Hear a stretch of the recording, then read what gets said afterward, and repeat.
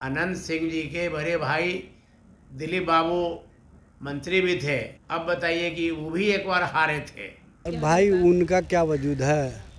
जब भारतीय जनता पार्टी का वजूद नहीं है तो उनका क्या वजूद है? वो लालू यादव उखाड़ फेंकेंगे कि नीतीश कुमार जी उखाड़ फेंकेंगे?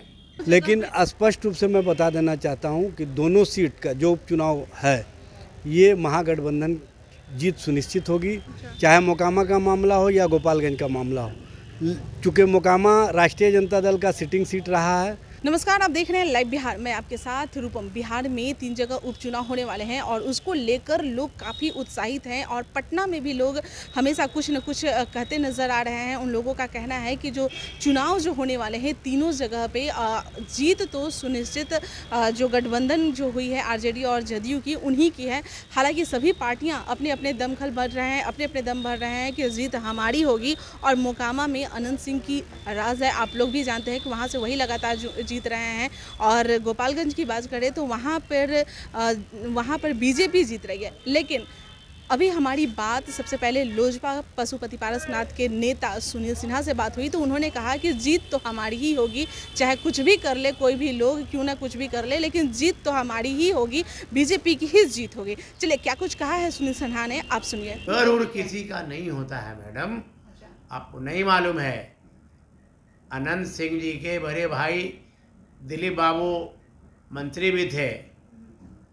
अब बताइए कि वो भी एक बार हारे थे। इसीलिए गरुड़ ये सब शब्द का इस्तेमाल मत कीजिए। हारना और जीतना ये चुनाव होने के बाद का चीज़ होता है। अब अनंत सिंह जी की पत्नी खड़ी हो रही हैं, अब वो जीत जाएंगी, ये अभी से ही कुछ कहना उचित नहीं है ना। और एनडीए भी बहुत बड़ी पार्टी है, एनडीए का भी कैंडिडेट वहाँ लड़ेगा, काफ़ी दम खम के साथ वहाँ चुनाव लड़ेगी। तो हम लोग तो एनडीए को समर्थन देंगे क्योंकि एनडीए में हम लोग हैं। लेकिन जदयू और आरजेडी तो ये लोग तो कहते हैं कि बीजेपी को उखाड़ फेंकना है, अब कहीं भी उनका सीट नहीं। वो लालू यादव उखाड़ फेंकेंगे बीजेपी को कि नीतीश कुमार जी उखाड़ फेंकेंगे बीजेपी को? उखाड़ फेंकना बोल देने से थोड़े होता है, बहुत मुश्किल शब्द है। मुंह से बोल देना और करके दिखला देना बहुत मुश्किल बात होता है मैडम। अब हमारे साथ जुड़े हुए हैं आरजेडी से एजाज अहमद जी। थोड़ा सा हम इनसे भी बात कर लें कि आखिर सभी लोग पार्टियां बोल रही है हमारी जीत होगी, आखिर किस दम पे मोकामा में जीत की बात कर रही है बीजेपी? देखिए, भारतीय जनता पार्टी को पता है कि हम मोकामा में टिकने वाले तक नहीं हैं और भारतीय जनता पार्टी इस तरह का बदलाव करके अपना स्कोर बढ़ाना चाहती सुनील है। सिन्हा जी भी बोल रहे हैं ये पशुपति पारसनाथ और के भाई उनका क्या वजूद है? जब भारतीय जनता पार्टी का वजूद नहीं है तो उनका क्या वजूद है?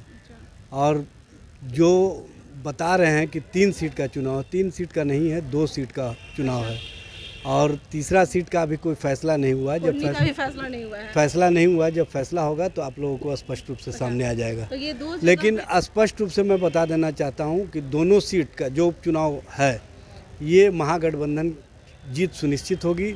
महागठबंधन के साथ बिहार की जनता का विश्वास है, युवाओं का विश्वास है और ख़ास तौर से जो तो वहाँ पर तो बीजेपी की जीत हुई है। देखिए, क्या हुई है वो अलग बात है।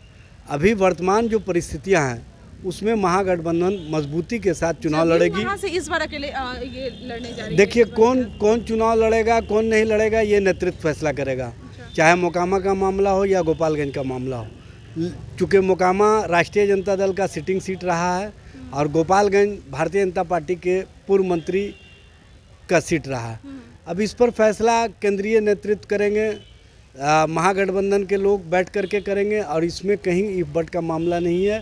पूरी तरह से महागठबंधन एकजुट होकर के चुनाव लड़ेगी और दोनों सीटों पर हमारी जीत सुनिश्चित होगी। बहुत बहुत धन्यवाद। तो एजाज अहमद जी हमारे साथ जुड़े हुए थे और आपने सुना ही कि किस तरह से सारी पार्टियां जो है अपने दम भर रहे हैं कि जीत हमारी होगी। जनता अपनी राय अलग दे रही है। अब इंतजार, हालांकि यहाँ की भी जनता को इंतजार है कि आखिर ये 2 जगह, जिस तरह के अभी एक जगह की कोड़ने की अभी बात नहीं हम करें तो ही अच्छा है, 2 जगह यानी कि मोकामा और गोपालगंज, ये जो 2 जगह उपचुनाव होने वाले हैं तो लोगों का मतलब ध्यान वहाँ पे है कि आखिर जीत किसकी होगी।